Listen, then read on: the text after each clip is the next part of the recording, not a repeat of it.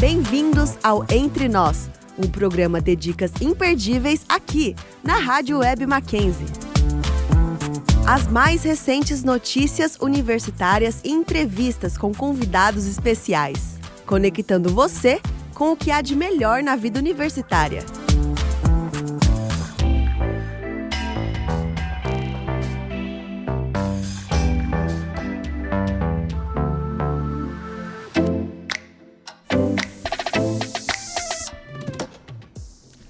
Olá pessoal, sejam muito bem-vindos a mais um episódio aqui do Entre Nós, a sua rádio universitária. Eu sou o Kevin Muniz e serei seu apresentador no episódio de hoje. Mas antes, eu irei te atualizar acerca das notícias universitárias aqui do Mackenzie. Solta a vinheta.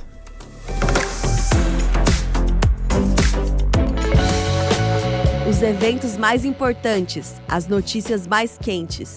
Fique com as notícias universitárias.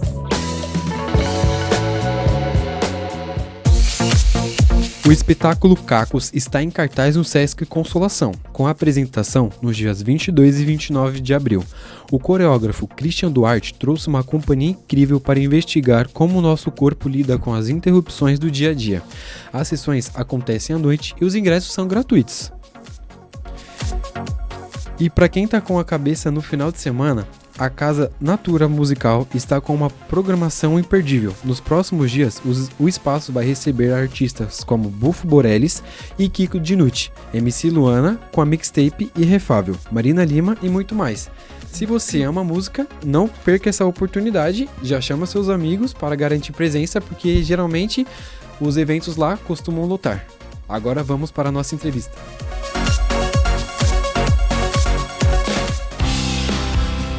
Entrevista da semana, aqui no Entre Nós. Nossa convidada de hoje é Joyce Pais. Ela é jornalista multimídia, crítica de cinema e pesquisadora audiovisual. Graduada em jornalismo aqui pelo Mackenzie e pós-graduada em mídias digitais e educomunicação, já atuou no jornal O Estado de São Paulo e no Museu da Pessoa. Além de ter trabalhado em campanhas de cinema, em campanhas de marca como iFood e o Ipiranga. Criadora do Cinemascope, portal dedicado à educação audiovisual, e do Clube das Diretoras, uma comunidade de estudos que evidencia o cinema feito por mulheres, comentou o Oscar deste ano pela CBN e integrou júris de festivais como Mix Brasil e Festivais de Brasília. Atualmente, finaliza o webdocumentário Iracunda, que resgata a história das mulheres no cinema brasileiro. Seja muito bem-vinda, Júlia, fica à vontade para se apresentar para o pessoal.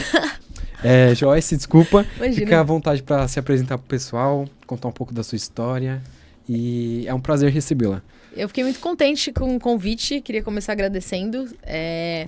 Tô mais próxima do Mackenzie agora, né? Como eu tava contando aqui pra você nos bastidores, porque eu tô fazendo mestrado aqui. Eu comecei esse semestre, então tá sendo bem nostálgico pra mim tá por aqui. E ao longo desse tempo, né, desde que eu me formei, que faz bastante tempo, até hoje, já vim pra alguns eventos, já participei de algumas coisas aqui no Mackenzie, então é sempre um prazer pra mim estar de volta por aqui, participando das atividades. E você é formada, você é jornalista, né? Formada aqui Sim. em jornalismo pelo Mackenzie. E como que surgiu essa paixão pelo cinema? Que é uma área que tem uma leve relação ali, mas é diferente. Não tem tanta proximidade, mas tem uma conversa de certa forma, as duas áreas. Com certeza. Quando eu sempre quis fazer jornalismo, é muito... É interessante porque as pessoas que me conhecem hoje, ou que me conheceram, assim, na minha vida profissional, muita gente acha que eu fiz cinema, assim, a maioria das pessoas acha que eu fiz cinema. E aí, quando eu conto que eu fiz jornalismo, elas falam, nossa, eu sempre achei que você tinha feito cinema. Mas o fato é que eu nunca quis cursar a graduação de cinema. Eu sempre gostei muito de cinema. Eu decidi fazer jornalismo, eu ainda estava no ensino médio, porque eu queria trabalhar com jornalismo esportivo, porque eu tenho uma proximidade muito grande do vôlei. Eu joguei aqui no Mackenzie, voltei a jogar recentemente. Fora, e o meu sonho era isso, assim, basicamente, sei lá, qual que era o seu sonho? Eu quero fazer jornalismo e cobrir Olimpíadas, assim, sabe? Era o meu maior sonho. Então, quando eu decidi fazer jornalismo, enfim, por uma série de motivos também, habilidades que eu achava que eu tinha e que tinha afinidade com o curso e tudo mais, eu fui pesquisando, entendendo, né, o que era.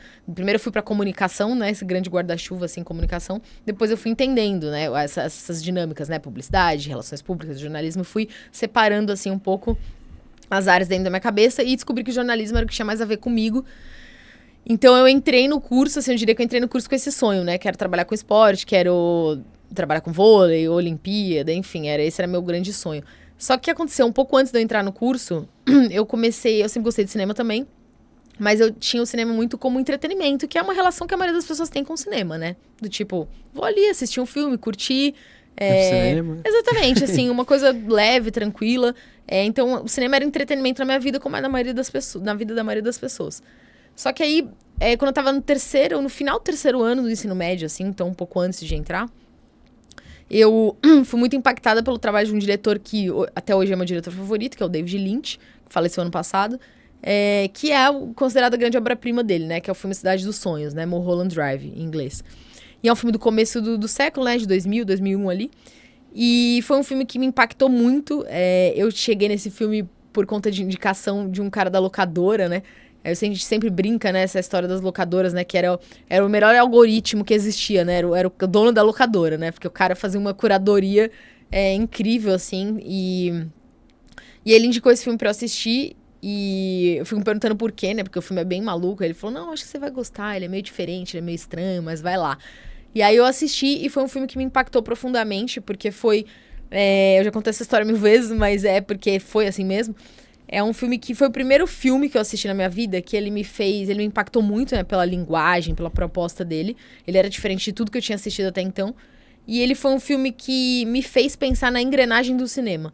Então ele foi o primeiro filme que abriu essa paixãozinha. Essa janelinha, ele abriu essa janelinha de enxergar o cinema como uma engenharia mesmo, né? Como uma estrutura, ciência. Exatamente, como uma estrutura que tem muitas pessoas trabalhando ali em determinadas áreas que juntas criaram um produto audiovisual, né, uma obra que me impactou de uma maneira muito forte.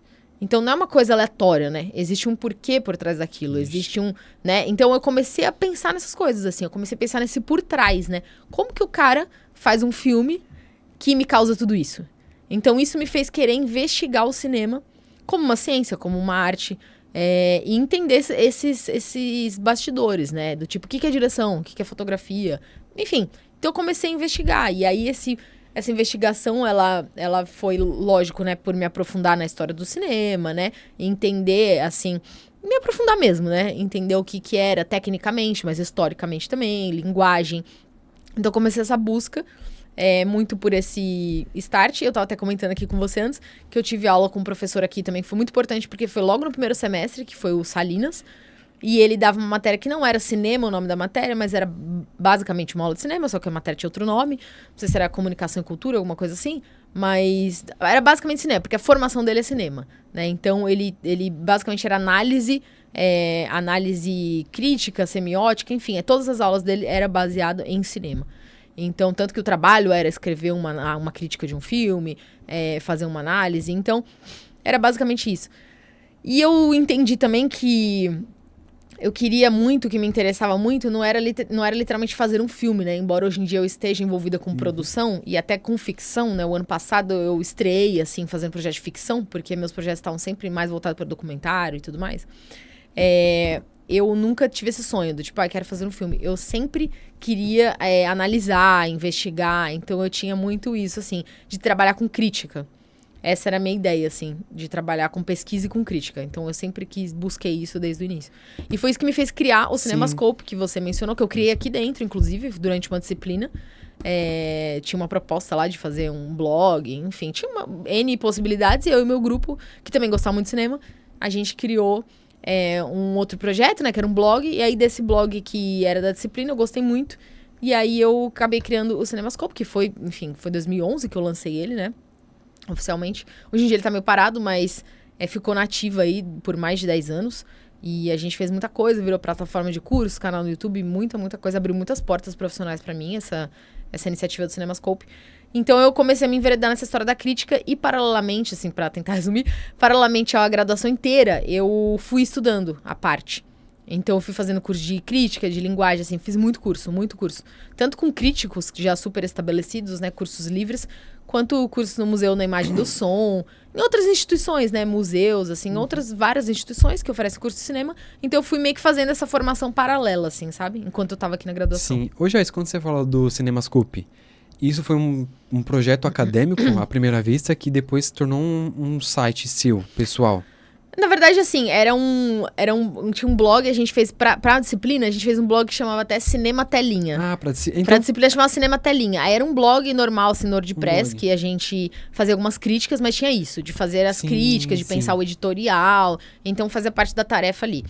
Aí eu gostei muito da experiência e a ideia do Cinema Telinha era a gente continuar. Eu e mais 2 ou 3 pessoas lá da turma, a gente falou, se a gente continuar, seria muito legal a gente ter uma coisa periódica. Acabou a disciplina, já entregou, mas seria interessante se a gente mantivesse essa atividade. Só que a galera, aí um amigo meu, que era super amigo meu, ele engajou comigo por um tempo, ele publicou, então a gente ficou publicando nesse blog.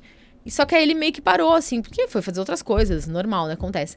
E aí foi a partir dessa experiência que eu acabei pensando, pô, vou criar um site mesmo, vou estruturar, gostei. Aí vou começar a cobrir lançamento, daí eu fui descobrindo como que entrava em cabine de imprensa, né? Fui descobrindo tudo isso, assim, né? De como literalmente fazer parte, assim, né? Desse meio e ter acesso aos cabines de imprensa, aos lançamentos, às assessorias, às distribuidoras. Então eu fui entendendo todo esse universo. E aí eu fui estruturando. Aí uma colega minha que fez jornalismo comigo, ela estava na época fazendo uma parte da graduação lá na Espanha, porque o Mackenzie tinha uma parceria, não sei se ainda tem, com uma universidade na Espanha. Então ela ficou um ano estudando lá. E aí ela estava lá, e aí mesmo remoto, ela entrou na equipe logo de cara. Então meio que essa primeira equipe tinha uma galera daqui. Tinha uma menina que jogava vôlei comigo, que ela já tava um ano na frente. Tinha entrado antes, né, de mim, que ela entrou também.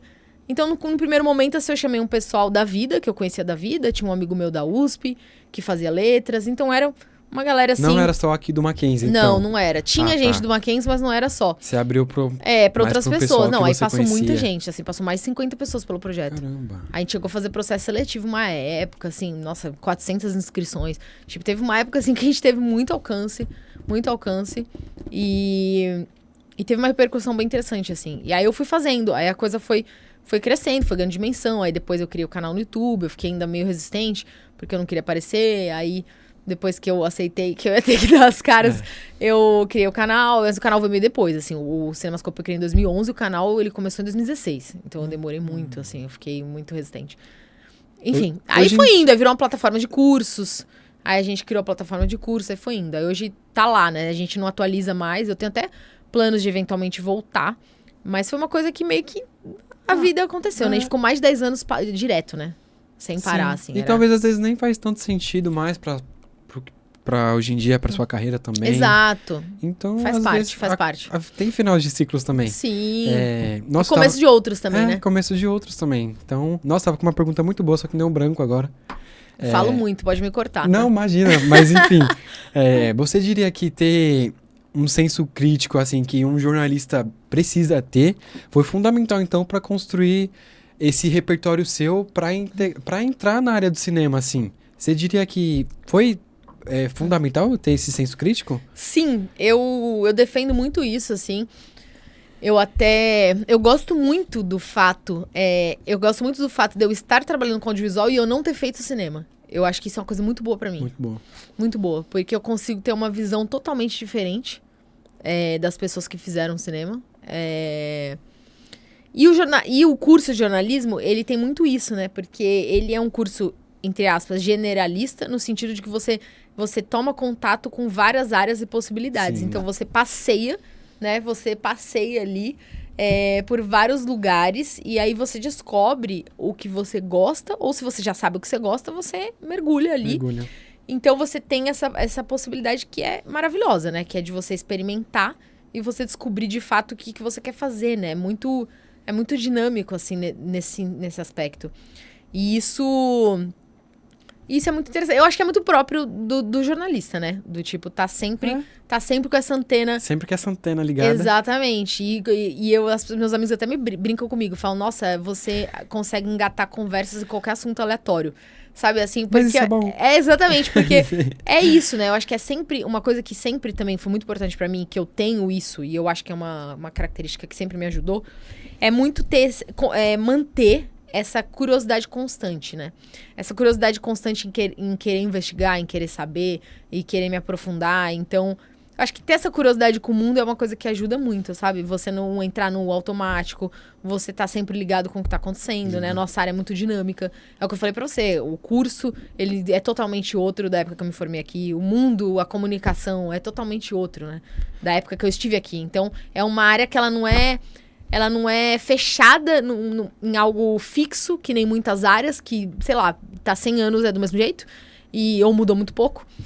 Mas a nossa área não, né? 15 anos é uma era, né? 15 anos, né? Que é quase o tempo que eu me formei, é uma era. Assim. Hoje em dia, até hoje em dia, os professores continuam com esse legado de você um jornalista precisa ter a antena ligada para entender os problemas que tá acontecendo no mundo. Com certeza. E ter uma opinião. Se adaptar, entender, fazer uma leitura. Exatamente, fazer uma leitura. E é importante que quando você fala isso, da curiosidade, que a curiosidade...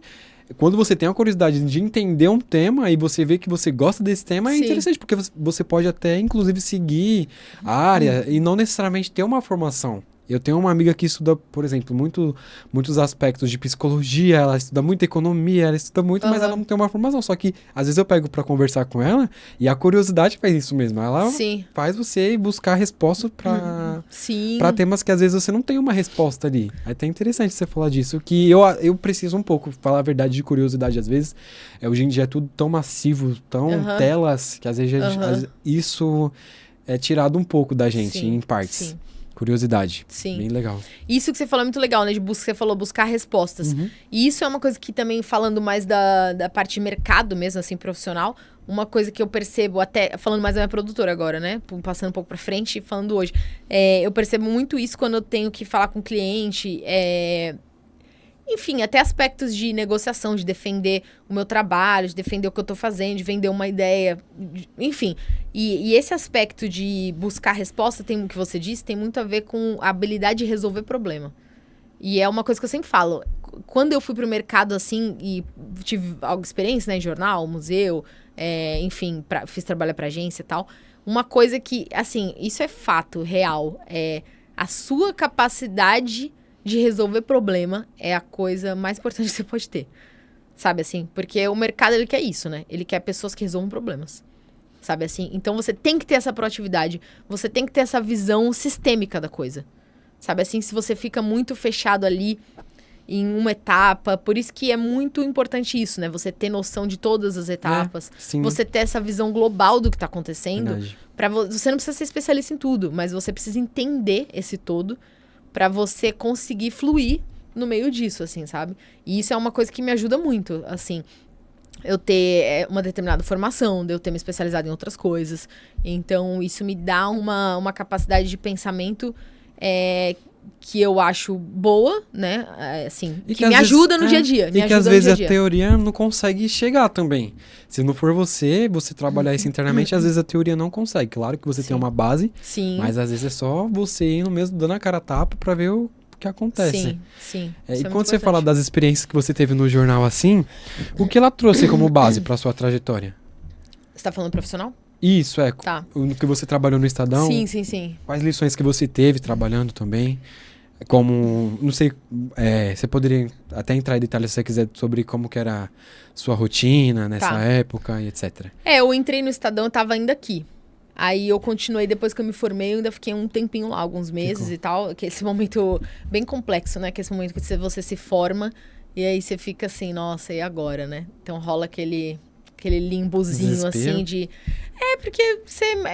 assim, ao mesmo tempo que são muitas possibilidades, é tudo muito em aberto, mas também você precisa meio que se ajeitar de alguma forma, né? Profissionalmente, você já não tá mais estudando, então você já tá no mundo, né? Você tá no mercado. Então é um momento bem complexo, assim. Eu lembro que foi bem difícil durante um tempo, assim, uns meses, assim, depois que eu me formei. Por quê? Eu entrei lá no Estadão e é isso que é curioso também, né? Porque uma outra coisa também que eu falaria, né, de dica, assim, digamos, é muito você estar atento Lógico, a gente tem um objetivo, né? Às vezes não necessariamente tá tão definido, tão demarcado. Sim. Tem gente que já tem uma coisa muito certa, tem gente que não. Mas eu acho que independente de você já ter isso direcionado ou não ter, você ser uma pessoa que tá um pouco mais indecisa, é muito importante você estar atento com o que tá acontecendo com você, com o que se apresenta pra você. Por que eu tô falando isso? Porque quando eu fui trabalhar no Estadão, a princípio, eu queria um trabalho, né? Queria um trabalho dentro da minha área. Rolou, maravilha. E o que aconteceu? Eu já tava muito... É que hoje em dia eu consigo organizar isso na minha cabeça porque eu tô olhando pra trás e fazendo uma retrospectiva. Enquanto eu tava vivendo, eu só tava vivendo, né? Mas o que acontece? Eu criei o CinemaScope, né? Como eu disse, em 2011. Ainda tava aqui. E foi mais ou menos... eu já tinha esse interesse no digital. Na época, né? Que não era uma coisa tão óbvia que nem é hoje, né? Era muito menos óbvio. Então eu já tinha esse interesse, gostava muito. Então eu já tava meio que experimentando ali nas disciplinas, né? E usar as disciplinas como essa espécie de laboratório pra você ir testando coisas, né? E experimentando. Vendo onde você se identifica. Exatamente, o que você gosta, o que você não gosta. Isso foi uma coisa que eu fiz e que foi muito legal, assim. E aí surgiu essa oportunidade no Estadão. Só que mesmo sendo um jornal impresso, super tradicional e tudo mais... Eu trabalhei lá dentro numa editoria que não era do impresso, era uma editoria do digital. Que era uma editoria, o Estadão, para quem não sabe, ele foi o primeiro jornal do Brasil a fazer uma edição do jornal para tablet. Que na época era, nossa, um negócio de outro planeta. Tecnologia Não, era suprema. Exatamente. Era tipo assim, meu Deus do céu, sabe? Tipo, o homem foi pra lua, era uma coisa assim. E aí, depois veio o Globo. Logo na sequência veio o Globo, né? Que foi o segundo, foi mais ou menos aí eu assim. fui emendando no outro ali. Exato. Isso foi, se eu não me engano, começo de 12, começo de 2000... Não, final de 11, começo de 12, alguma coisa assim. Não lembro exatamente, mas foi por aí. E aí eu entrei nessa equipe. E era muito interessante, porque era uma coisa muito nova. Ninguém sabia muito o que tava fazendo. Nem o Jornal Direito sabia. Tipo assim, tinha que estar lá naquela trend, né? Do tipo, precisa ter o produto. Mas não sabia como ia fazer. Tinha vários entraves tecnológicos. Tipo, vários, assim. Era muito caótico, assim, tecnologicamente falando. Então era uma coisa de ir fazendo e descobrindo enquanto tava fazendo. Sabe assim? E aí na equipe, era muito interessante, porque era uma equipe super pequena. E eu e o editor éramos os únicos jornalistas. O resto era tudo designer. Olha que louco, né? Que louco. A visão da coisa. Porque tinha uma visão totalmente Diferente. Visual, de produto, de tecnologia. Não tinha uma visão jornalística. Isso é uma coisa muito interessante. Da objetividade. Exatamente. Então era eu e o editor. Depois saiu esse editor, entrou um outro que era designer. Então ficou só eu. Equipe de design, então. Exatamente. E aí... A gente tinha esses desafios que eram muito, muito malucos mesmo, e tecnológicos e tal. Era uma dinâmica muito diferente, porque, por exemplo, tinha os horários fixos do jornal, do impresso, né? Que ia liberando as versões do jornal. E a gente entrava quando já tinha rodado a primeira versão do jornal. Eu entrava às 5h30, 5h30 da tarde, eu entrava lá pra trabalhar. Caramba. E eu saía, tipo, meia-noite, 1h, tinha dia que era 3h. Se tinha final de Libertadores, acaba não sei que horas, 3h, aconteceu não sei o quê. Então, coisas... Bem puxado. Bem puxado. Então, E no dia seguinte tinha aula aqui, de manhã. Nossa. Então, a sorte é que eu tinha poucas matérias, não era todo dia que tinha aula, eu já tava já no último ano, assim, no sexto, acho que eu entrei, tava no sexto semestre. Menos mal. Eu tava no sexto semestre quando eu entrei lá. Então, foi muito interessante, porque... Eu estava no jornal impresso, mas ao mesmo tempo eu me vi numa equipe que estava mais discutindo tecnologia do que jornalismo. E eu estava trabalhando com designers. Então era uma outra maneira de pensar, era uma outra situação. Mas eu vi muito ali como eu podia ter ficado meio desanimada, porque eu podia pensar, não estou fazendo jornalismo. Só que eu vi muito como uma oportunidade de aprender, né, a me misturar com esse outro universo. Né, que era o universo dos designers e da tecnologia. Então, e de produto, né? Porque tinha muito de pensar o produto, né? E aí eu abracei isso, né? Então, eu acho, como eu comecei falando, é muito você tá atento ao que se apresenta pra você. Porque isso foi muito bom. E isso foi, de certa forma, já a minha primeira experiência profissional fixa, né? Porque eu fazia algumas coisas antes, trabalhava com fotografia e tal. Já foi meio que delimitando essa coisa de eu trabalhar com o digital. Sabe? Então já foi me dando um caminho. Já. Que era uma coisa que eu gostava. Aí eu calhou do esse trabalho. Apareceu lá a oportunidade, não fugiu. Exatamente. Não fugiu. Se eu tivesse uma visão um pouco mais fechada de jornalismo, talvez naquela época eu ficasse assim, mas eu queria estar ali na redação, eu queria estar escrevendo, eu queria estar fazendo. Sabe assim? Aquilo podia me derrubar de certa forma, sabe? Até psicologicamente. Só que eu pensei muito que eu tinha que abraçar aquilo. Então foi muito importante nesse sentido. Importante também estar numa grande empresa, né? Entender as estruturas, né? As dinâmicas ali da redação. Foi uma coisa que também o senso de responsabilidade, né? Do tipo, cara, Com certeza. é isso, o negócio depende de você pra sair, sabe? Você Depende. tem que estar ali e tem o horário e vai fechar no minuto tal. Então, essa dinâmica, assim, do diário, né? De um jornal diário é muito puxada. Isso foi bom também, acho que isso é importante dizer. Foi bom também pra eu entender que, pensando nas minhas características, eu não era uma pessoa que eu tinha sonho de trabalhar num lugar de diário, tipo, por exemplo, televisão, jornal, porque eu tinha um outro tempo. Então, isso foi uma coisa que, a partir da minha experiência, eu entendi.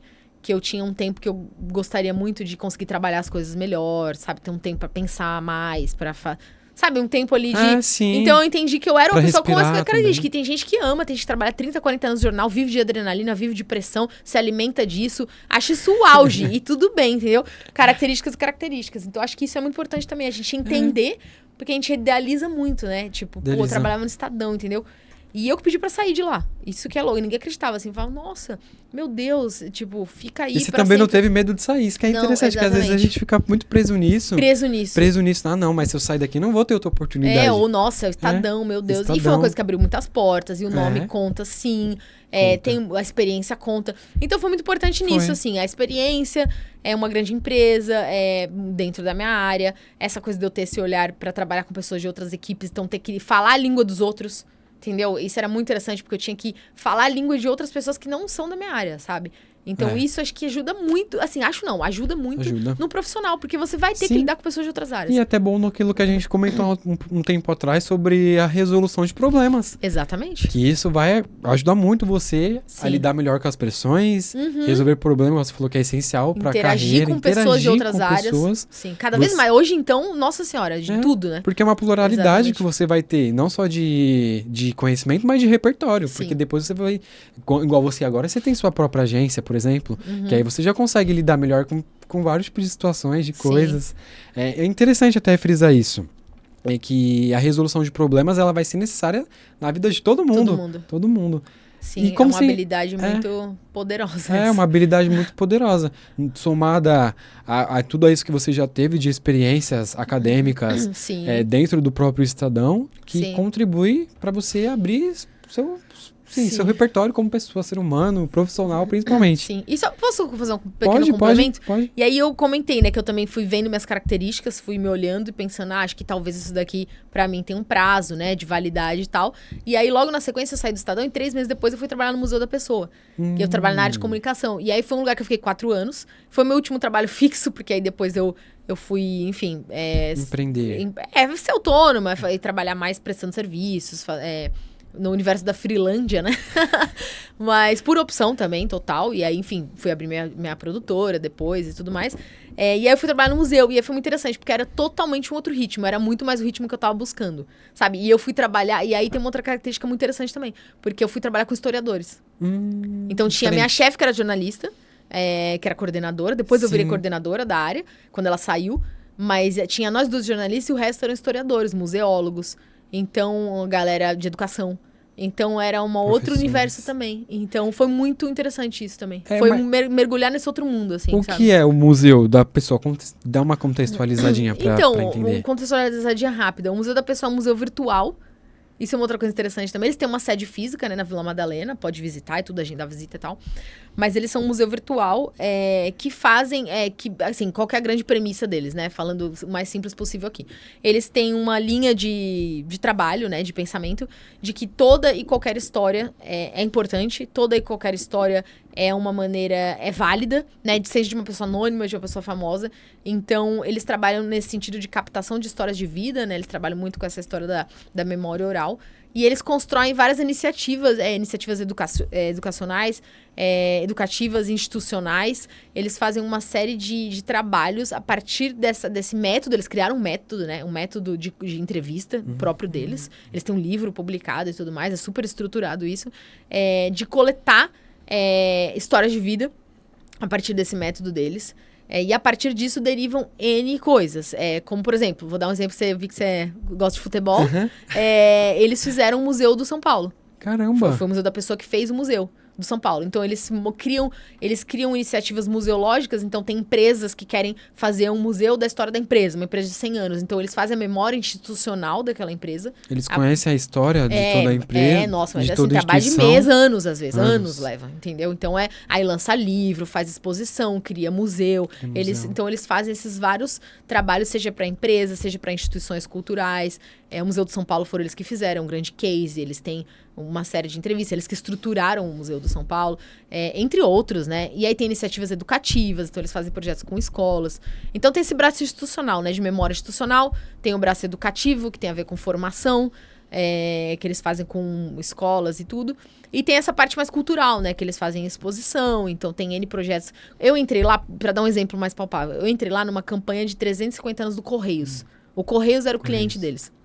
Então, tava fazendo 350 anos. Então, eles criaram uma campanha. Eu entrei pra essa campanha. Entrei pra ficar 10 meses lá, acabei ficando 4 anos. Porque fui ficando, né? Engatando. Virei uma funcionária de fato, né? Foi indo. Exatamente. E essa campanha era muito legal, porque era uma campanha que ela atuava em várias frentes. Eles lançaram um livro dos 350 anos do museu. Teve uma exposição sobre dos 350 anos do Correios. Teve uma exposição sobre o Correios. Aí, eu fiz parte de uma campanha online, que era coletar histórias de pessoas que tinham histórias relacionadas a cartas, telegramas. Então tinha uma série de várias histórias de amor, histórias de desencontro, histórias familiares que permeavam esse universo do Correios. Então era o Correios na vida das pessoas, entendeu? E fora que trouxe a pluralidade de pessoas também, Não, as pessoas que trabalhavam, legal. Exatamente. E quais legados você diria que trabalhar no Museu da Pessoa trouxe pra você, pra sua vida?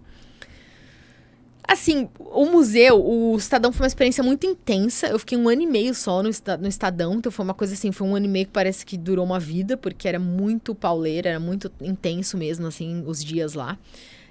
Mas o museu, eu fiquei 4 anos lá e eu falo que o museu, ele foi um outro degrau nesse aspecto do lidar com pessoas. Isso foi muito forte pra mim, sabe? Lidar com pessoas até, não só público, né, público externo, né, tipo, público que a gente atendia, mas lidar com pessoas internamente também, do tipo, lidar com diretoria, sabe, como se posicionar, sabe, em reuniões, defender sua área, sabe, assim, então essa coisa do diálogo entre áreas, principalmente depois que eu virei coordenadora da minha área, né, que era o de comunicação lá, o portal, eu criei um pouco essa malemolência essa liderança também.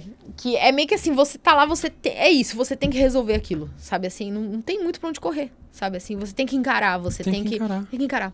Então o museu me formou muito nisso, assim, eu saí de lá, eu já falei isso, comentei algumas vezes assim pra meus amigos, que eu saí de lá com a sensação de que eu consigo lidar com qualquer coisa, sabe assim? Não quer dizer que é verdade, mas é o que eu sinto. Sabe assim, quando eu tô numa situação profissional, eu sinto que eu tenho um repertório e vivências suficientes que me dão uma certa segurança e estabilidade pra conseguir me colocar, sabe assim? E também pra não ficar em desespero. Aceitar o desafio e encontrar métodos e formas pra enfrentar ele. Sim, exatamente. E buscar uma resolução, igual a gente já falou aqui várias vezes. Várias vezes. É interessante você mostrar, porque igual da redação mesmo. A redação é uma loucura. A gente visitou algumas redações e o pessoal fala, gente, eu não tive vida. Eu não vi minha filha crescer. Mas é assim mesmo. Eu não vi, eu não consegui. Muitos momentos da minha vida foram tirados de mim por causa que eu estive aqui na redação. Então, quando é uma escolha de vida, assim, não é melhor nem pior. É você entender o que você quer pra sua vida. Escolha de vida, exatamente. Porque a gente acaba idealizando muita coisa, né? E romantizando até, né? Sim. Então, eu acho que é importante pensar meio que isso, assim. Quem é você? O que você quer? Quais são suas características? O que você acha que é saudável pra você? O que você acha que já é demais? Sabe assim? Vai tudo de personalidade, da singularidade da pessoa. É até importante frisar isso, porque às vezes a pessoa tá por escolha, mas também vem aquele medo, igual a gente comentou. Medo de querer mudar. E é importante a gente abrir nossa mente e entender que é normal também, às vezes, a gente não... Por exemplo, eu me via muito numa redação e depois de um tempo não se vê mais. Você lidou... Que nem a história do Cinemascope, né? Você lidou com isso também, né? Sim. Tipo, tava lá no último ano da faculdade, naquela loucura, e veio um monte de insegurança também. E teoricamente num trabalho dos sonhos, né? Exatamente. Porque me formei em jornalismo e estava no Estadão. Então, teoricamente, venci, né? Venceu. Teoricamente. Só que eu tava assim, pra onde tava indo minha saúde, né? Entendeu? Então, é tudo... Isso de pesar. E só um adendo interessante, você acredita que eu consegui esse trabalho no Museu da Pessoa por conta de um trabalho que eu fiz aqui? Acadêmico? Por causa de uma disciplina do 7º semestre, que acho que chamava Produção Multimídia, a disciplina. Nem sei se tem isso ainda. Com um professor que chamava Jackson. E aí, ele... Enfim, tinha N trabalhos que podia fazer. E aí, eu falei pra ele, eu quero fazer uma espécie de documentáriozinho sobre a minha avó. E aí, eu fiz lá, uma das possibilidades era vídeo, né? Aí, eu fui lá, peguei minha câmera, tudo. Super sem microfone, sem nada, com o áudio da câmera. Ficou bem cru, assim, mas ficou bem interessante. E eu fiz essa entrevista porque eu queria muito isso, de contar a história dela. Qual que era a minha ideia? Não era só contar a história dela, era contar a história dela. Indiretamente, sem saber, eu acabei fazendo o que o museu faz, né? Exatamente. Que é o quê? E eu nem conheci o museu na época. Que era contar a história de uma pessoa e, a partir da história dessa pessoa, entender o que era a sociedade, o que era o bairro, o que era... Assim, abrir para questões brasileiras, questões da cidade, questões... sociais. Exatamente. Então, eu queria isso. A partir da história da minha avó, discutir outras questões, entendeu? E aí, eu criei todo um roteiro e tal, validei lá com o professor, não sei o quê, fiz o trabalho, foi ótimo, ele adorou. E aí, quando ele viu o trabalho, eu entreguei, ele falou, Joyce, você conhece o Museu da Pessoa? E aí eu falei assim, não, assim, eu tinha escutado muito falar assim, na faculdade, muito por cima, eu nunca tinha entrado no site, nada. Aí ele falou, olha, eu acho que vale a pena você dar uma olhada. Era um site bem ruim deles na época, assim, era bem... Hoje em dia é muito bom e tal. Mudou. E aí ele falou, dá uma olhada lá, porque esse trabalho que você fez, eu acho que pode interessar pra eles, tem tudo a ver com o que eles fazem, é muito interessante o trabalho deles, é muito legal e tal. Aí eu falei, legal, aí eu vou lá dar uma olhada. Aí quando eu olhei, tinha bem pouca informação, era bem ruinzinho mesmo. E aí, só que eu meio que entendi, assim, eu meio que... E foi muito intuitivo pra mim entender o que eles faziam. E é muito difícil as pessoas entenderem o que é um museu até hoje, assim, um pouco, mas na época era mais. E aí ele falou, por que você não manda pra eles? Aí eu literalmente fui lá no site, peguei o e-mail que tava lá no site, contato. Escrevi o e-mail, mandei o link do meu trabalho e falei assim, tal. E o que aconteceu? Eu mandei isso meio que eu tava saindo do Estadão. Não foi imediatamente, porque foi uma disciplina do 7º semestre, e eu falei que eu saí... Eu tava assim, caminhando ali... Eu tava meio que me encaminhando pra sair do Estadão, então eu tava meio que assim, vou, né, ir abrindo possibilidades. E aí eu fui, que tem a ver com o lance da proatividade também, né, e de estar antenado com as situações. Aí eu mandei e-mail, só que eu pensei, não vai dar em nada, mas vou mandar. Mandei e-mail falando muito legal e tudo. Fiz um trabalho na graduação, eu já tinha me formado, né? Fiz um trabalho na graduação ano passado, esse é o link, o professor comentou que talvez seria o interesse de vocês, ter um diálogo que vocês fazem, tal, não sei o quê. E aí peguei e aproveitei. Aí eu mandei meu currículo junto e falei assim, não sei se vocês têm vagas abertas, porque eu vi lá no site que tinha umas vagas abertas antigas, mas não sei se atualmente tá com alguma aberta, pra minha área, tal, porque eu vi que tinha vaga no financeiro, tinha vaga no saúde, porque tinha uma parte de vaga lá no site. Me parecia bem desatualizado, assim. Aí eu falei, não sei se tá tendo agora uma oportunidade. Daí a pessoa me respondeu e falou assim, vou mandar pro setor responsável. Porque era um e-mail geralzão. E-mail geral. Só que eu pensei, será? Só respondeu por educação, né? Será? Será? Exatamente, será. E aí, um dia, eu recebi uma ligação. Aí era a coordenadora, que depois virou minha chefe. Ela, a coordenadora, falando, eu recebi seu currículo aqui e por um acaso a gente tá com vaga pra uma campanha do Correios que tá acontecendo, só que não era uma vaga aberta. Era uma vaga fechada. Tipo assim, era uma vaga só com indicação. Só com indicação. Só que ela falou, até agora eu não consegui ninguém, porque todo mundo que vem aqui fazer entrevista, as pessoas não entendem nem o que é um museu. Como que eu vou contratar uma pessoa? Vai sem repertório nenhum. Não, a pessoa não consegue nem entender o que a gente faz, quem a gente é, entendeu? Tá muito complicado, não sei o quê. Então, por isso, não fechou ainda. Já era pra ter fechado. A campanha tá quase começando e não fechou ainda. Ela falou, você não consegue dar um pulo aqui pra uma entrevista, tal. Daí eu fui, tipo assim, no dia seguinte. Aí deu super certo. Aí ela falou pra mim, ela falou, quando eu vi seu vídeo, eu fiquei pensando, essa pessoa já sabe o que é. Entendeu? Eu não vou ter que ficar gastando aqui. Eu não vou ter que ficar... Já foi sabendo do que se tratava. Já tá meio caminho andado, porque a pessoa já entendeu a essência do que é um museu. A essência do que é um museu. Sabe assim, a pessoa já entendeu, já tá lá. E aí ela comentou comigo, ela trabalhava na Folha antes, né? E ela comentou comigo depois, quando eu já tava lá trabalhando, né? Conversas assim, descontraídas. Ela falou que o fato de eu ter trabalhado no Estadão foi um super filtro pra ela. Alavancou. Ela falou, por isso eu tô falando, é importante também. A importância. É importante. Tudo é importante. Tudo que você faz é importante. E é até interessante ver que isso veio de um trabalho acadêmico. Sim, a importância exatamente. É também se dedicar nos trabalhos, sejam exatamente. qual Não, eu dava o nome. For. Eu vou dizer que eu dava o nome dos dos trabalhos. Tá certíssimo. Qualquer que for o projeto tem que dar um nome, porque... Sim. O Cinemascope surgiu disso. O meu trabalho no museu surgiu disso. Os trabalhos acadêmicos são essenciais para construir também. Sim. Portfólios, assim... excelentes, brilhantes. Sua história é bem legal mesmo. Quando você fala que via nos projetos acadêmicos oportunidades, você se dedicou assim ao máximo. Ao máximo mesmo. Eu, em particular... E eu posso dar uma outra dica também? Pode. Que eu tava falando isso pra galera do mestrado. Agora, que uma coisa que o professor falou, não lembro o que o professor falou, mas falou logo no primeiro semestre, e nunca saiu da minha cabeça, e isso tá sendo válido até hoje pra mim. Falando assim, vocês acabaram de chegar, né? No primeiro semestre, primeira semana, sei lá. Vocês acabaram de chegar. Mas olha pro lado, todas as pessoas que estão aqui, elas vão ser seus colegas de profissão. Elas são seus pares. Elas não são só seus colegas pra vocês saírem, curtirem e tudo mais. Elas vão ser as pessoas que vão estar no mercado com você. Então pensa muito bem que imagem que você quer. Que imagem que você quer projetar para as pessoas que vão estar no mesmo mercado que você daqui a 4 anos. E isso é uma coisa tão verdadeira que essa oportunidade no Estadão, ela veio através de um processo seletivo, de entrevista e tudo, que foi uma garota que era da minha turma, que trabalhava lá e que me indicou pra entrevista. Eu fiz entrevista, eu passei pela entrevista e tudo mais. Mas essa coisa de me indicar para a entrevista partiu de uma pessoa da minha sala. Então, tudo tá conectado. E agora no mestrado, agora que eu tenho uma produtora e tudo mais, eu tô pra fazer uma produção pra FTD Educação, editora, né, de didáticos. E aí eu tô fazendo uma produção de contação de histórias, né, pra público de 3 a 5 anos. Crianças de 3 a 5 anos. E aí eu contratei uma menina que é da minha turma.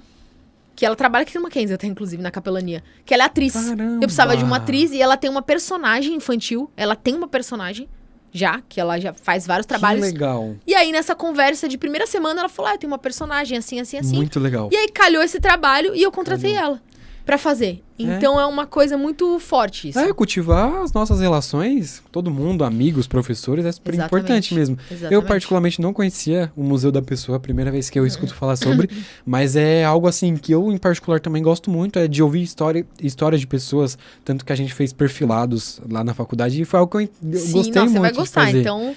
Foi dá algo uma que eu olhada no gostei museu. muito de fazer, perfilado, saber a história das pessoas, da minha família.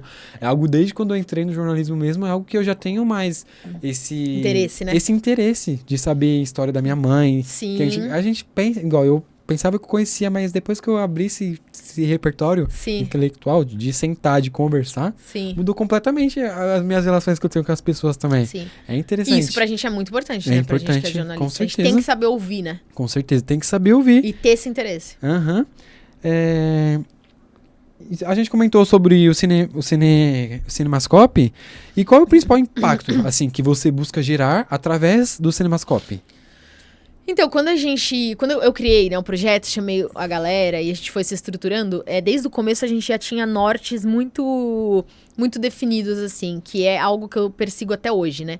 O nosso interesse era muito focar no cinema brasileiro. Então, isso já desde 2011 já era uma preocupação minha. Porque hoje em dia tem mais gente falando sobre o cinema brasileiro, graças a Deus. Mas assim, na época era muito mais escasso isso. Tanto que minha primeira iniciativa no YouTube é uma série que ela tem vários problemas de captação, etc e tal, mas o conteúdo é muito excelente. Que é uma série que chama Cinema Brasilis, Cine Brasilis. Se jogarem lá no YouTube, vocês acham. Cine Brasilis, que é uma série de 12 episódios que eu gravei com... Eu não conheço, eu vou conhecendo agora. Dá uma olhada. Que é uma série com um professor que hoje em dia ele é coordenador do curso de cinema da Belas Artes, que é o Doni Correia. Ele é um super, assim, cara pós-doc, assim, um cara excelente. Sem igual, excelente, um intelectual mesmo, assim. E ele sabe muito do cinema brasileiro, sabe muito, muito, muito, muito. E aí a gente é muito amigo e tudo mais. Então foi a primeira iniciativa que eu fiz pro YouTube, porque eu falava, não tem ninguém falando sobre isso, sobre a história do cinema brasileiro, é muito difícil achar esse conteúdo no YouTube, vamos fazer. Então assim, meio precário, né, tecnicamente, mas conteúdo muito bom. Vale a pena dar uma olhada. E tem muitos vídeos dele e outros vídeos lá. Então, tinha esse grande foco no Cinemascope, que passou pro canal, que passou pra tudo que a gente veio a fazer no cinema brasileiro. A gente tinha uma preocupação muito grande com diversidade, então a gente queria muito falar sobre questões LGBTQIAPN+, sobre, assim, questões brasileiras, questões indígenas, questões minorias, sociais, minorias. Exatamente. Então a gente já tinha essa preocupação desde o começo, então muito forte, assim, já era um norte nosso, tanto na diversidade da equipe, quanto nos temas que a gente ia abordar. Então tem muita coisa nesse sentido. E a gente tem um foco muito grande também em falar de filmes clássicos, assim, não ficar preso na coisa dos lançamentos. Então eu diria que são esses 3 eixos. A gente falava de lançamentos, principalmente no site. No canal, não muito. O canal era mais pra análises, sabe? Relacionar filmes, falar de filmes mais clássicos e tal. O canal não tinha esse apelo pra lançamento. Só quando a gente ia entrevistar alguém do cinema brasileiro que tava lançando o filme, então a gente fazia entrevista com os diretores ou diretoras. Então, acabava falando do lançamento, mas era muito pontual. Era mais quando entrevistas. No site, a gente cobria os lançamentos, mas tinha esse viés, então, que eu diria. Cinema brasileiro, diversidade, minorias e questões brasileiras e tudo mais. e questões dos clássicos e linguagem. A gente sempre teve essa preocupação, Sim. sabe? De formação de repertório. Com certeza, até Então interessante. eu diria que essa preocupação, formação de repertório. Se eu tiver Formação que, de repertório. se eu tiver que resumir É numa até frase. interessante você falar sobre o cinema brasileiro que sempre sofreu uma invisibilidade. Agora isso tá mudando também Sim. com as indicações Sim, que ajuda, né? recebemos pro Oscar. Isso ajuda Sim. muito com Ainda Estou Aqui e com Agente Secreto. Sim. Mas você começou ali, um assunto que não era muito falado, você já tinha esse olhar também para essas pautas.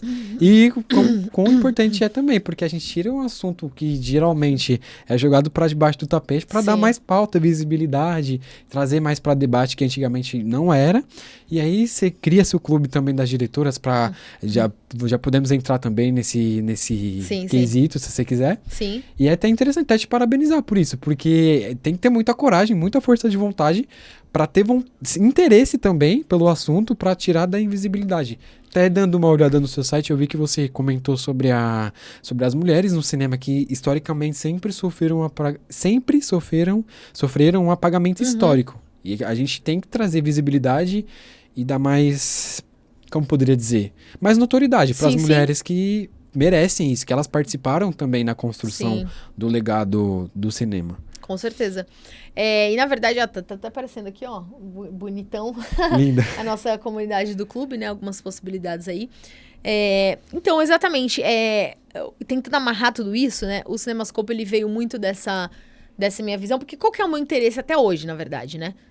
O meu interesse, e aí volta naquilo que eu falei lá no começo. Qual que é a grande graça de eu estar trabalhando com cinema, com audiovisual, tendo feito jornalismo, sem ter feito cinema? Porque o cinema, eu gosto muito de estudar linguagem, teoria, eu gosto de tudo isso, assim, do cinema mesmo, né? Mas eu sempre vi o cinema, e é uma coisa que cada vez mais me interessa, hoje, ainda mais principalmente da pandemia pra cá, o cinema como uma lente pra entender outras coisas, que superam o cinema, entendeu? Que estão para além do cinema. Então eu sempre gostei dessa coisa bem... Tô fazendo mestrado aqui em comunicação intercultural, né? E eu sempre converso com a minha orientadora, que foi minha orientadora de iniciação científica aqui também, né? A Fernanda, conheço ela há muito tempo. Ela tava falando, o seu trabalho ele é naturalmente intercultural. Naturalmente. Você não tem que forçar essa interculturalidade. Verdade. Isso, tudo que você faz já é intercultural. É natural também. Porque você tem essas pontes e esses diálogos. Isso é uma coisa própria de quem você é. Da sua subjetividade. Exatamente. E o meu trabalho no Cinemascope sempre foi isso. Falar do cinema brasileiro, falar do cinema clássico, como ponte para entender outras coisas. E isso... e para discutir o Brasil, sociedade, enfim, sempre foi esse interesse. Partir do cinema para falar de outras coisas. Não o cinema como um fim em si mesmo, né? Isso foi fazendo cada vez menos sentido pra mim. E o Clube das Diretoras também tem a ver com isso. Essa questão das mulheres é uma questão que apareceu pra mim mais forte em 2016, mais ou menos. 15, 16, mais ou menos. Então faz uns 10 anos. E começou a me despertar muito pra pensar nisso com um recorte específico pro cinema brasileiro. Lógico, no clube... Na minha vida, eu estudo outras diretoras que não são brasileiras, já dei curso, eu gosto muito, tenho muito interesse em diretoras de outros países também, mas eu diria que o meu grande foco, o interesse maior é diretoras brasileiras, justamente por isso, assim, porque a gente comentou do Oscar, né? O Oscar como esse grande símbolo de uma premiação da indústria, da maior indústria do mundo, algo que tem uma visibilidade comercial e publicitária muito forte. Então, isso acaba, de certa forma, pautando discussões, né? O Oscar Com So certeza. White. Então, toda a questão dos negros no cinema, da mulher no cinema, enfim. Tudo isso, o Oscar acaba a gente pode entrar até no mérito de como faz isso, né? Se realmente existe uma preocupação legítima ou não. Isso é outra coisa. Mas o fato é que tem um alcance, chega nas pessoas, é um grande evento. É icônico, né, dentro desse setor, e pauta discussões, ajuda a pautar discussões, ajuda a visibilizar discussões. Então, foi a partir muito de um discurso no Oscar até que eu comecei a pensar nessa questão das mulheres no cinema brasileiro, porque em 2015, a atriz Patrícia Arquette ganhou o Oscar de atriz coadjuvante por filme Boyhood. E eu gosto muito da Patrícia Arquette, e ela fez um discurso muito emocionado, que se você jogar no Google, no YouTube, você vê, que tava até a Meryl Streep na primeira fileira, Jennifer Lopez, assim, todo mundo ficou muito emocionado, muito levantou, bateu palmas, assim, foi uma coisa que realmente comoveu as pessoas, porque ela fez um discurso muito potente falando sobre paridade de salários entre homens e mulheres em Hollywood. fazer uma denúncia, né? Do tipo assim, por que a gente tá ganhando menos até hoje? Entendeu? 2015. Por que a gente tá ganhando menos que os homens? E foi muito emocionado o discurso dela. Quando eu tava assistindo aquilo, eu fiquei pensando assim, gente, mas... ela é uma mulher estabelecida, de uma família de atores, branca, loira, que acabou de estar com o Oscar na mão, falando que existe essa desigualdade. Como que é a situação das mulheres no cinema brasileiro? Se lá fora já é assim... Na maior indústria de cinema do mundo, tá acontecendo isso. Imagina aqui. Numa pessoa altamente privilegiada está denunciando isso. Você imagina num contexto brasileiro. Que é muito menor, é muito mais precário. Enfim, outras proporções. Então isso me fez querer investigar isso dentro do cinema brasileiro. Tipo, como que tá a situação das mulheres aqui? Era então, uma lacuna que você percebeu através de um discurso. Através de um discurso do Oscar, de um filme americano, de uma indústria que não é a nossa, me fez pensar, pô, aqui é muito mais difícil. Né? É muito mais difícil. Eu preciso entender como é que tá isso.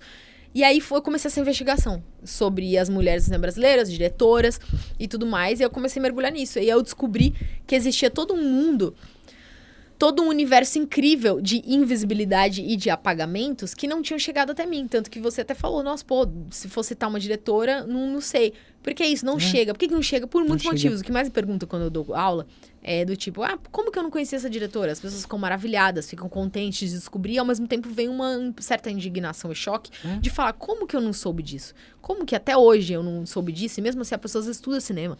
Ela tá dentro de bolhas e ela não tá sabendo.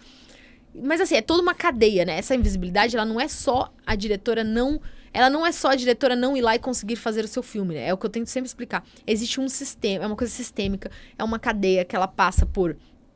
Não só da gente conhecer essas diretoras, mas a gente passa por preservação do trabalho delas. A gente passa por uma questão bibliográfica. Abre um livro do cinema, tenta achar o nome de uma diretora. Não, faz isso. Pega esses livros canônicos.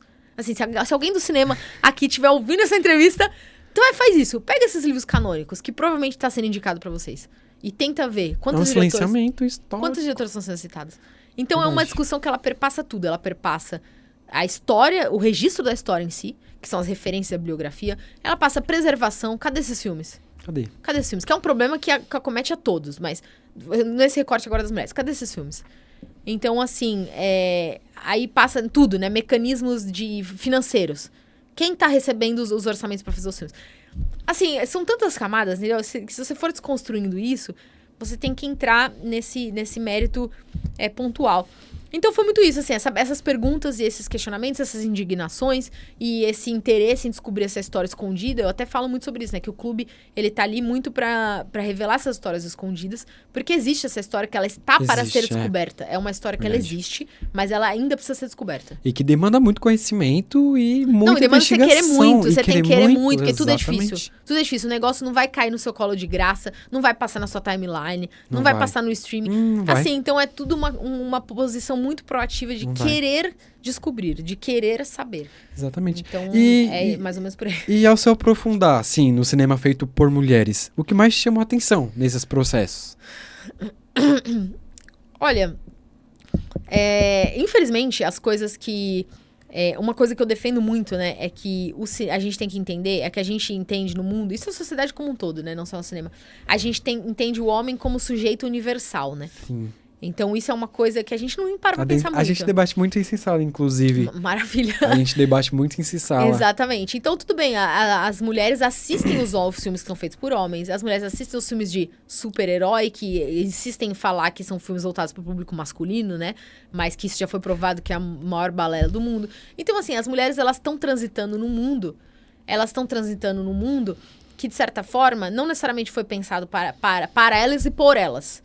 Né? E a gente tá lá transitando nesse universo como algo dado, né? Algo natural, quase natural, assim. Só que o que acontece? Existe muito esse deslocamento de pensamento mesmo, né? Da gente entender que as questões femininas, elas têm que ser questões universais. Então, isso é uma coisa que eu bato muito na tecla. Até porque algumas pessoas pensam que o Clube das Diretoras é só pra mulheres. Não é.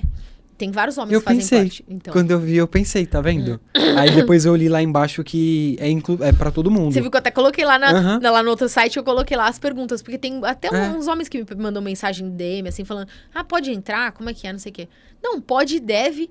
E assim, por que eu reluto muito, já me deram essa ideia, né? Reluto muito em fazer uma coisa exclusiva, uma coisa fechada. Porque eu acho que as questões femininas, e é algo que eu defendo muito, elas devem ser preocupações de todos. Entendeu? Não tem que ser só as mulheres discutindo questões femininas. Exatamente. Todo mundo, porque são questões da sociedade. Questões São sociais. as questões da sociedade, Exatamente. são questões de relações. São questões de relações entre gêneros. Sim. Interações sociais. E que o pessoal Problemáticas- precisa ter conhecimento Problemáticas que pertencem a todos. desses legados deixados. Exatamente. Então, é uma coisa que eu defendo muito, muito fortemente. E, então, assim, eu defendo muito essa diversidade, essa pluralidade. Quando a gente fala de cinema feito por mulheres, a gente entender que não existe o cinema feito por mulheres. Por mulheres, existe o cinema feito pela diretora X, pela diretora Y, pela diretora Z. Então, cada diretora vai trazer um olhar diferente. Não existe quais são Não é suas objetivo. não é um grupo de características que vão estar em todas as diretoras. Não, Isso com certeza. Tem as regras do cinema, os planos. Você vai ter N diretoras. Exatamente. Você vai ter N Mas diretoras, cada como uma tem N dirige de diretoras. uma Cada um tem forma. sua linguagem, cada um tem Exatamente. sua visão autoral. Então, isso é muito importante também destacar. E uma coisa que eu aprendi, que você perguntou, foi muito assim, eu entrevistei muitas diretoras, assim, muitas. E algo assim que ficou muito forte pra mim, além dessa diversidade de olhares, né, que cada uma realmente tem sua história, sua trajetória, algumas coisas existem comuns, principalmente na trajetória delas, que é justamente esse lugar de luta, esse lugar de obstáculos, assim. Isso é um fato, assim. Se você for sentar pra falar com elas, nunca é fácil. Até pra diretora mais privilegiada do mundo, herdeira, classe média. Assim, sempre tem esse entrave de gênero que ele vai acontecer em graus e graus, né? Situações mais extremas, mais leves, mas ele vai perpassar invariavelmente a carreira de quase todas elas, até da mais consolidada, assim. Eu entrevistei a Ana Mulaert e ela tava falando sobre do Que Horas Ela Volta, né? Quando ela tava no auge da carreira dela, ainda assim, estavam tentando tirar o protagonismo dela. Existem várias situações, né? Que até públicas, né? Que aconteceram e tal, envolvendo ela. E ela falou, o meu filme gerou um debate nacional. Eu fui premiada em festivais internacionais, eu era produtora, diretora, roteirista, e ainda assim estavam tentando me tirar do centro. Exatamente. Não estavam deixando eu ser protagonista. Então é uma coisa que, assim, que infelizmente perpassa a trajetória de todas. Perpassa. E ainda assim elas foram lá e fizeram, né? E que prevaleceram seu trabalho, sua visão autoral e tudo mais. E se a gente for analisar, até trazendo pro futebol feminino essa pauta, as mulheres são muito mais criticadas do que o homem. Não pode errar. Não pode errar. Não pode falhar. E se quiser trazer um tema mais polêmico, com certeza vai ser muito criticada. Muito criticada. Mulheres igual tem a Maria Bupi, uma atriz que ela fez o papel de uma garota de programa, a Bruna Surfistinha. E ela relata no Instagram dela, que eu acompanho ela, é uma mulher, assim, fenomenal. E ela fala que até hoje tentam usar esse papel dela. Que é a blogueirinha do fim do mundo, né? Isso. Tentam usar esse papel dela pra desmerecer ela como pessoa, como atriz. Sim. E quando a gente percebe que isso ultrapassa, agora quando é papel de um homem mais polêmico, não acontece isso, não acontece. É algo que na nossa... Não, ele é até enaltecido, né? É algo que na nossa sociedade é bem é bem forte. É bem forte, é bem enraizado. E você falou de não poder errar, muito interessante, porque pra falar de um filme bem pop, que eu acho que a maioria das pessoas assistiram, Mulher Maravilha, o Mulher Maravilha foi primeiro filme de herói dirigido por mulher. Foi dirigido pela Patty Jenkins. E o que acontece? Na época foi feito um estardalhaço muito grande, nesse 2017, se não me falha a memória, Mulher Maravilha. Foi feito um estardalhaço muito grande, né? Primeira diretora de filme de super-herói, de uma franquia, muito orçamento muito grande, era o maior orçamento da história pra uma diretora, na história do cinema lá, tudo isso em cima dela. E aí o filme foi um grande sucesso. Só que a Patty Jenkins deu várias entrevistas, assim, vocês acham isso facilmente em muitos lugares. Ela deu várias entrevistas falando assim, gente, assim, graças a Deus deu tudo certo. Porque ela falou, eu sentia que eu tinha o peso do mundo nas minhas costas, porque eu tava ali, não sendo uma diretora fazendo um filme, eu tava ali basicamente representando todas as mulheres da humanidade. Porque é esse o peso que se coloca. Porque ela sentia que estavam só esperando ela errar pra falar, eu não falei que não pode dirigir filme de herói, eu não falei que não pode dar orçamento pra mulher. Ela sentia que já tava assim, com a arma engatilhada, pra primeiro deslize dela poder usar isso pra validar, voltar a mulher pro lugar que tava antes. Então ela falou, eu sentia que tudo tava dependendo do sucesso desse filme. Ela falou, se eu falhasse, quando que uma mulher ia dirigir um filme de herói de novo? Daqui 100 anos? Você tá entendendo? E isso é muito pesado. Isso é muito pesado. Historicamente, quando mulheres assumem o papel de protagonismo, já tem exatamente tudo Tá esperando que você falhar. falou. Futebol fala do Palmeiras, a Leila. Verdade. Leila Pereira. Muito As criticada. pessoas criticada, embora tenha resultados. Mesmo. Embora tenha resultados, tá sendo criticada. E nem sou palmeirense, eu sou corintiana. Gosto muito dela, gosto muito dela. Acho que não tem como, né? Todo mundo gosta dela. Mas assim, é isso. Estão esperando ela dar deslize pra poder falar. Ah, mas eu disse que uma mulher não pode ser presidente. Então tá sempre ali, já tá tudo apontado pra esperar o erro. Todo mundo já espera o erro já deixa pra poder usar aquilo pra validar um discurso que já é prévio. Já tá tudo exatamente, tá tudo pronto, tá escrito, prévio, tá assinado, escrito, o papel tá agora, exatamente. É um discurso prévio, já tudo que eles querem validar. Programado. Exatamente. Pra falhou, toma agora. Crítica é interessante, a gente esses assuntos têm que ser repercutidos sim, porque igual a gente falou, o homem historicamente sempre foi visto como ser universal em todas as pautas. Tudo, todas as áreas. Em todas as áreas, tanto igual quando eu acabei de falar que mulheres quando assumem o protagonismo já vêm com esse peso do mundo sobre as costas. De representar todas as mulheres do mundo. Com medo de errar. E errar é normal. Esse que é o X da questão, que errar é normal, a gente vai errar. Todos nós vamos errar. E não é porque é uma mulher que ela não pode errar, ela pode errar sim. E é assim que é a vida. Sim, tem uma amiga minha que fala uma frase muito boa, que a gente falava até no curso, que é engraçada, mas ela é muito sintomática. Que ela falava, a verdadeira igualdade de gênero, falando no cinema, né? A verdadeira igualdade de gênero é o dia em que as mulheres tiverem direito de fazerem tantos filmes medíocres como os homens. Porque você tem que ter o direito de errar, você tem que ter o direito de fazer filme ruim e ainda assim ter uma carreira. Você tá entendendo?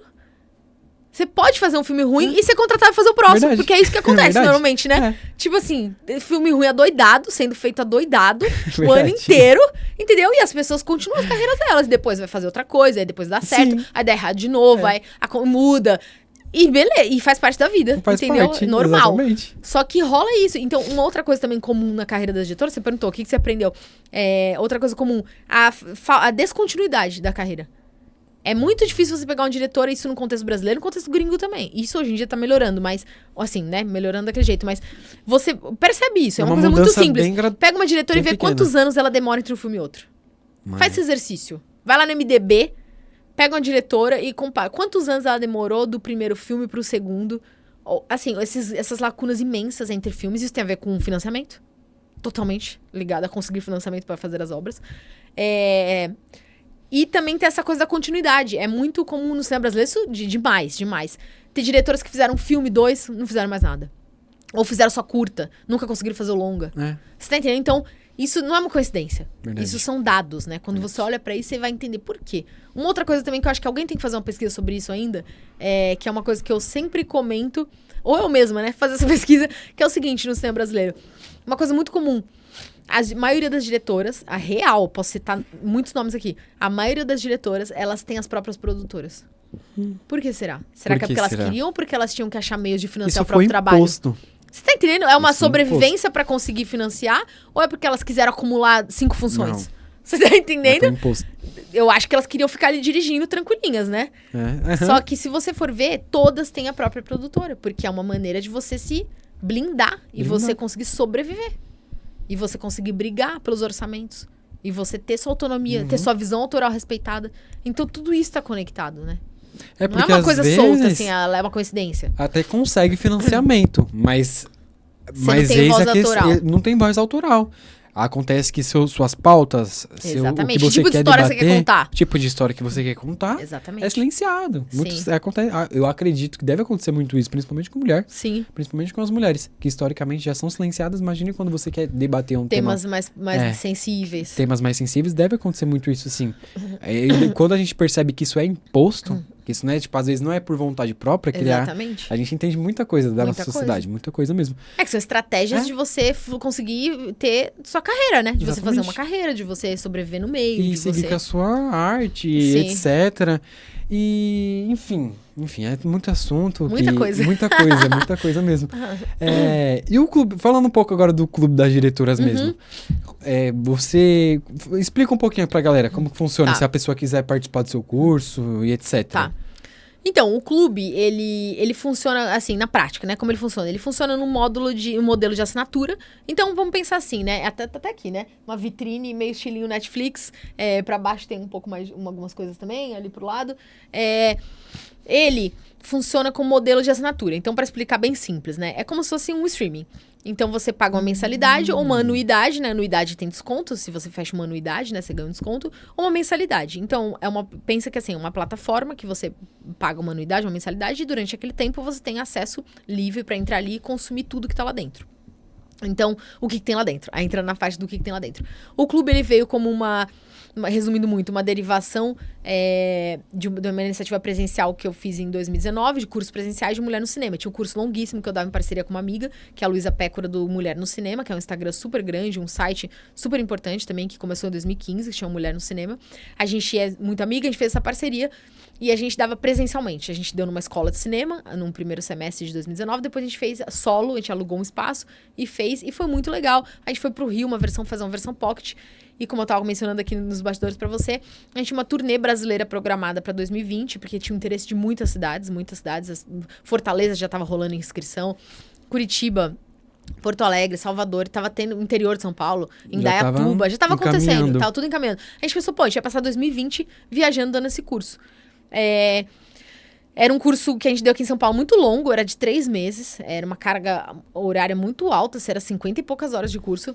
Nessas versões pocket para outras cidades, a gente fazia um final de semana e era tipo 16 horas, mas era bem pesado, né? Porque era tipo 8 horas no sábado, 8 horas no domingo, era uma imersão assim o dia inteiro. Completa. Era muito legal, aí a gente dava uma boa enxugada, obviamente. Só que aí veio a pandemia, né? Aí a pandemia veio com esse balde de água fria, minha amiga foi pra fora do Brasil, não voltou até hoje. Ficou naquela coisa, vai durar um mês a pandemia? 6 meses? Como é que é? Depois no meio do ano volta. Nesse mar de incertezas, em junho de 2020, eu tava muito aflita com a situação toda, né? Dava aula na IC, na Academia Internacional de Cinema. E aí pausaram as aulas lá também. Parou tudo, né? Parou a pandemia, parou tudo. Perdi todos os meus trabalhos, né? Porque era tudo presencial. Tinha a plataforma de cursos do Cinemascope também, que foi uma coisa que segurou a onda pra mim financeiramente. Que eu estreiei a plataforma de curso Cinemascope em abril, maio de 19, então em 20 já estava acontecendo, então eu foquei bastante no Cinemascope nessa época da pandemia, foi muito produtivo o Cinemascope 2021, a gente fez muita coisa. Produtivo. Não, era live, curso, muita coisa. Porque aí deu pra focar mesmo, porque tá todo mundo também preparado pra isso, né? Porque era pandemia, tá todo mundo, quer fazer todos os cursos, quer assistir todas as lives, então as pessoas estavam dispostas, hoje elas estão mais cansadas. Eu era criança na época, eu não consegui, eu não tinha muito mais essa mentalidade, acabou que eu ficava jogando o tempo inteiro. Mas tava todo mundo online. Tava todo mundo cronicamente online. Sim. Assim. E aí, tava muito propício pra isso. Então, foi uma época que a gente focou muito no Cinemascope. Muito. E aí, eu pensei... E foi literalmente, assim, num devaneio de final de semana que eu tava muito, muito mal mesmo com a situação da pandemia, incerteza. E pensando, gente, eu construí tudo isso profissionalmente, sabe? 2019 foi um ano maravilhoso pra mim. Eu fiz muita coisa, eu viajei um monte. Sabe, eu fiz curadoria de festival, júri. Eu fiz um monte de coisa. Foi o melhor ano profissionalmente pra mim. Foi um ano que meio que eu fui colhendo tudo que eu tinha construído na minha vida, assim. E aí, em 2020, eu pensei, nossa, vai ser incrível, sabe? Assim, vai ser ano de colher frutos. Tudo tá dando certo. E aí veio essa reviravolta. Então foi uma coisa que me abalou muito psicologicamente, né? Porque eu pensei, nossa, imagino, eu vou ter que não começar do zero, mas eu vou ter que realmente repensar tudo e me reorganizar e pensar em saídas e tal. E aí eu criei um site bem ruim, assim, sozinha. Uma página só, e criei a ideia do clube. Por que eu criei a ideia do clube? Eu pensei, eu vou fazer um braço online, porque a minha ideia, eu pensei, vai voltar minhas aulas presenciais com a minha amiga, ela vai voltar pro Brasil, a pandemia vai acabar rapidinho, daqui pro final do ano a gente retoma essa nossa vidinha presencial, e eu vou fazer algumas coisas online. Então eu pensei no clube mais como um complemento dessa ação presencial que eu já fazia. Só que acabou que não aconteceu, né? A pandemia foi se estendendo, e o presencial acabou virando algo mais distante. Como eu te disse, eu voltei a dar aula presencial o ano passado só, né? Muito aqui e ali. Esse ano também vou fazer algumas coisas presenciais, mas muito mais pontual. E o clube acabou ganhando essa dimensão de ser uma plataforma principal, onde eu ia continuar essas discussões sobre as diretoras. Então, no começo, eu tinha uma visão muito mais restrita de aulas tradicionais. Então, era eu lá dando as aulas, gravando, tal. Então, era meio que uma cara de curso. E hoje em dia, né, que é o estágio atual do clube, atual e sempre melhorando, né? É de ter um ecossistema mais completo. Uma comunidade de fato, por isso que eu chamo de comunidade. Porque a ideia, hoje em dia a gente tá nessa plataforma maravilhosa, então tem os conteúdos mais aula mesmo, mais denso, mais pesado, mas tem entrevista com diretoras, que aí tem um viés mais de identificação, de inspiração. Tem vídeos ensaios, que são análises que eu faço com narração em off, montagem, que são vídeos de 10 minutos. Então tem as aulas gigantes, Sim. tem os vídeos curtos, tem as entrevistas. Tem uma parte muito legal que eu criei ano passado, que eu adoro, que é uma parte mais voltada para mercado e tendências. Então, tô falando de leis de incentivo, tô falando de realidade virtual, de tecnologias imersivas. Então, o que tá acontecendo no nosso mercado, né? Quais são as mudanças? Então, Sim. tem essa parte de mercado que eu coloquei, que eu gosto muito, que eu trago pessoas do mercado para falar. Não sou só eu que dou aula, tem professoras convidadas. Falo de preservação, restauração. Trouxe uma pessoa que trabalha com acervo para falar sobre essa questão da importância da preservação. Ou seja, não é qualquer o que uma pessoa que cinemateca tá ali. faz. Exatamente. Não é Então, qualquer pessoa. então, existe essa ideia 360, né? Inclusive, o meu projeto no mestrado aqui é o clube. Eu vou fazer minha ideia, né, de projeto é fazer uma expansão transmídia do clube. Então, eu vou criar uma lente transmídia, né? Realmente, assim, dar esse outro passo pro projeto, que é fazer ele virar um projeto Evoluir transmídia, mais. que vai acontecer no online, no offline, vai acontecer na teoria, na prática, vai ter networking. A gente, na comunidade, tem espaço de fórum, tem espaço de banco de talentos. Dentro da comunidade, atualmente, já tem isso. Na comunidade, você diz, dentro do... Dentro pra quem assina. Pra quem assina. Tá. Eu tenho vários conteúdos gratuitos. Tem meu canal no YouTube, tem o Instagram, que eu publico Perfeito. N vídeos de conteúdos Qual a gratuitos. sua lá. arroba do Instagram? Se alguém tiver interesse. Do Clube das sei lá. Diretoras é @Clube das Diretoras e o meu é Joy_Monroe. O meu é antigo, mas muito fã da Marilyn, né? Ó, tem uma tatuagem aqui. Entendi. Então, mas se digitar Joyce Paz, o meu nome mesmo, já aparece lá. Se digitar na Perfeito. busca Joyce Perfeito. Paz, acha. E até achei interessante que, conversando aqui no off, você explicou que, além disso, o seu curso ele visa levar a pessoa a pensar também no mercado de trabalho. Sim. Né? É interessante você dar uma ênfase nisso, para a pessoa entender que, além dos conteúdos Dos repertórios, teóricos, que são muito importantes. tem também um conteúdo a mais, que é o mercado. Explica Porque como isso um acontece. grande problema da nossa área, que atinge homens e mulheres, né? Que é um problema geral, freelas. é a questão do networking, né? A questão de assim, como entrar, de qualquer área, né? Mas falando aqui especificamente do cinema, do audiovisual. É a pergunta de milhões, né? Que é do tipo, como eu entro nas rodinhas, né? Como eu faço parte de rodinhas, de grupinhos, como eu passo a ser conhecido, como que eu entro, porque parece muito fechado e é. Não é que parece, é fechado. É porque depende muito dos outros, às vezes, também. Não é só da sua capacidade. Exatamente. Depende de N fatores que vai além do que você sabe, do seu conhecimento, de quem você é e tal. Então, eu tô tentando, de certa forma, né? Eu mapeei por uma questão teórica e também empírica, né? De vivência, né, no audiovisual. Eu mapeei problemáticas. Né? E em cima dessas problemáticas do setor, existe uma camada, eu estava discutindo isso ontem com o meu orientador, existe uma camada macro que são as problemáticas do setor audiovisual, que elas atingem homens e mulheres, atingem qualquer pessoa que está dentro desse nicho, quer trabalhar com isso. Então, existem essas temáticas macro que eu tento trazer respostas a elas, como essa que eu disse, né? Como entrar, né? Essa questão das redes é um problema. Então, é um dos problemas, um exemplo, né? E existem essas questões nesse nível mais micro, que é olhar para as questões de gênero, que são questões que atingem as mulheres. Sim. Então, existem esses problemas gerais e esses problemas específicos. Então, a ideia do clube é trazer respostas, dentro do possível, é claro, para esses problemas gerais e para esses problemas específicos. Então, o clube ele é pensado dessa maneira 360, porque qual que é a minha ideia? A minha ideia não era justamente a pessoa ir lá, assistir uma aula e ir embora, acabou. O que eu vou fazer com isso agora? Qual que é o próximo passo? Então, a ideia do clube é justamente ser esse ecossistema 360 que a pessoa consegue ter formação, então existe esse viés de conhecimento, de formação, de curadoria. Ela tem formação, ela tem conteúdo de inspiração, porque ela vai ver outras mulheres contando as trajetórias delas. E ela vai entender os caminhos que essas mulheres percorreram. Ela vai entender que não é só ela que está passando por esses problemas. Que até a pessoa mais consolidada na área, ela também teve que passar por esses problemas. Então, tem esse conteúdo de formação, esse conteúdo inspiracional, tem essa discussão de mercado, através dessas temáticas mais atuais que eu trago lá dentro. Tem essa questão do networking, lá dentro da plataforma, tem essa questão do networking, porque você tem onde colocar o seu trabalho, você consegue fazer postagens, então... Divulgar o portfólio, É como se fosse um feed de Facebook, essa estruturinha até, né? Você consegue postar, divulgar portfólio, tem um banco de talentos. Eu mesma já contratei pessoas pelo banco de talentos do clube. Eu preciso de uma fotógrafa no Rio de Janeiro, vou fazer uma gravação lá, não consigo levar alguém de lá, daqui pra lá. Fui lá, coloquei fotografia Rio, porque tem vários filtros. Fotografia Rio. Filtrei lá uma meia dúzia de pessoas, fui olhando o portfólio das pessoas, contratei. Já fiz vários trabalhos com a pessoa lá. Interessante. Eu tenho então, existe esse viés, só para arrematar, existe esse viés de sair da formação até mercado. Até tentar criar ambientes e situações e contextos para a pessoa conseguir se encontrar. Sim. Para ela conseguir se encontrar, mostrar o trabalho dela, se desenvolver e ter um produto e produzir. Então, hoje em dia, eu tô com um foco muito grande, que eu criei até o Clube das Diretoras Academy, que é um braço dentro do clube que é só para prática. Caramba. Então, vai ter tem curso já de assistência de direção, de roteiro, de fotografia. Então, é um braço prático. Então, a ideia é que dentro do clube a pessoa consiga ter tudo. Ela consegue ter teoria, prática, networking. Eu tenho algumas colegas de cinema e elas conversaram comigo que é muito difícil arrumar emprego na área. Até quando tá formada mesmo, elas vão encontrar essas dificuldades que os professores conversaram. E quando você oferece essa gama, já é uma baita oportunidade. O pessoal que faz cinema, fica ligado.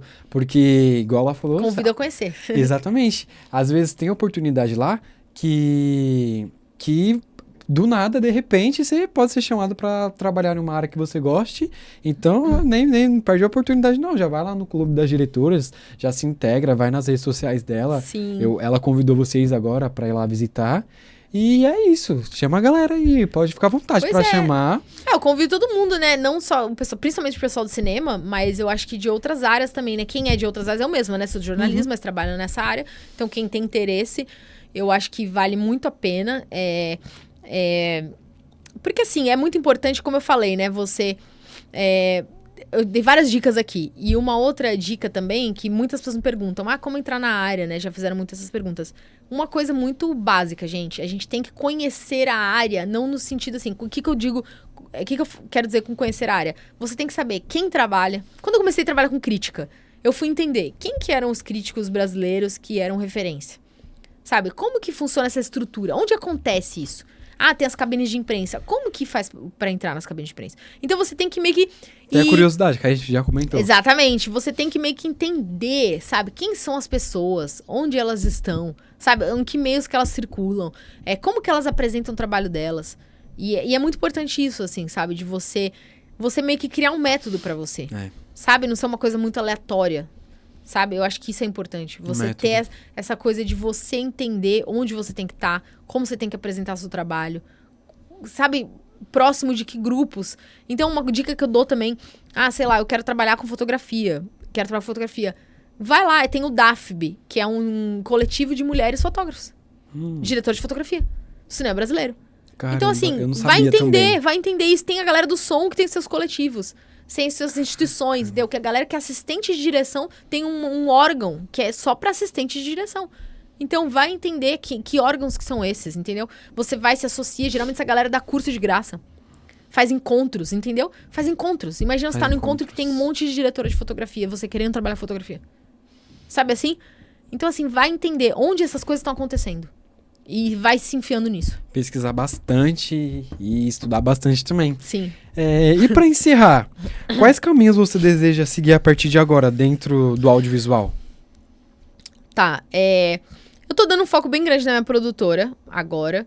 E, assim, eu diria que os dois grandes focos da minha vida hoje é o Clube das Diretoras e a produtora. E o mestrado eu vejo junto com o clube, porque, como eu te disse, o meu projeto aqui no mestrado é o clube. Eu gosto muito de dar aula. Eu queria muito retomar essa coisa do dar aula. Não só dentro do clube, mas presencial também. Então, o mestrado tem a ver com isso também, com esse desejo, né? De aulas e tudo. É um lugar que eu me sinto bem, que eu gosto muito. De ter esse contato e tudo mais, porque, enfim, eu pesquiso o assunto há muito tempo e é uma pesquisa constante, né, que não acaba nunca. Mas eu diria que seria isso, assim, em focar nesse outro patamar do clube, né, em desenvolver o clube para chegar nesse lugar idealizado meu. O mestrado vai me ajudar nisso. Então, eu vejo como esse grande foco, assim, levar o clube para esse lugar, né, fazer ele ser cada vez mais conhecido, cada vez alcançar esses objetivos que eu te disse aqui.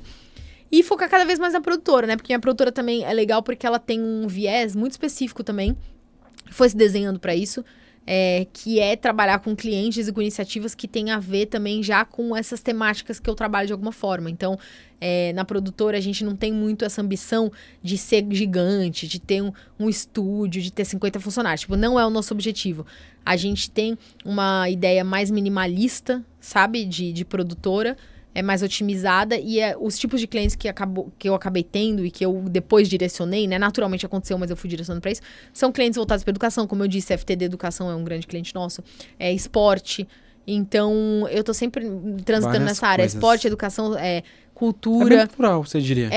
Mas é mais nesse lugar, assim, sabe? Não que eu não possa fazer campanhas para uma marca de cerveja. Tipo assim, dando um exemplo mais extremo. Mas eu diria que o coração da produtora tá mais em projetos educativos, né, culturais. Ou seja, tá aberto, de esporte, exatamente. Mas tem ali o foco. Tem uns nichos específicos que a gente persegue, Sim. que a gente se sente mais à vontade, que a gente gosta mais e que a gente acha que faz mais sentido pro tipo de linguagem, Sim. de propósito, enfim. Então, seriam esses focos, assim, tipo, continuar estruturando minha produtora, continuar estruturando o clube, e no caso o mestrado aqui vai ser vai ser crucial, né? Pra esse outro momento do clube, assim. Tô bastante animada pra isso. Perfeito. Joyce, eu quero te agradecer. Infelizmente... Desculpa, não consegui resumir tanto as coisas. Imagina, você foi ótimo. Infelizmente, nosso episódio de hoje tá chegando ao fim. E fica à vontade para se despedir do pessoal. Bom, fala olhando pra câmera então, né? Queria agradecer a paciência de quem ficou até aqui, ouvindo eu falar muito. Espero que vocês tenham gostado. Espero que de alguma forma tenha inspirado vocês na trajetória de vocês, independente do estágio de formação que vocês estão. Estou à disposição. Me chamem nas redes, nos meus contatos. Eu vou passar tudo aqui pro pessoal. Acho que eles podem colocar na descrição do vídeo. Eu tô super aberta. E para trocar ideia e tirar dúvida, se vocês quiserem.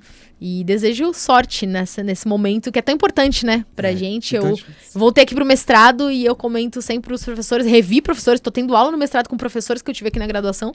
E é sempre muito, muito bacana quando a gente tem essa relação positiva, né, como a que eu tive aqui.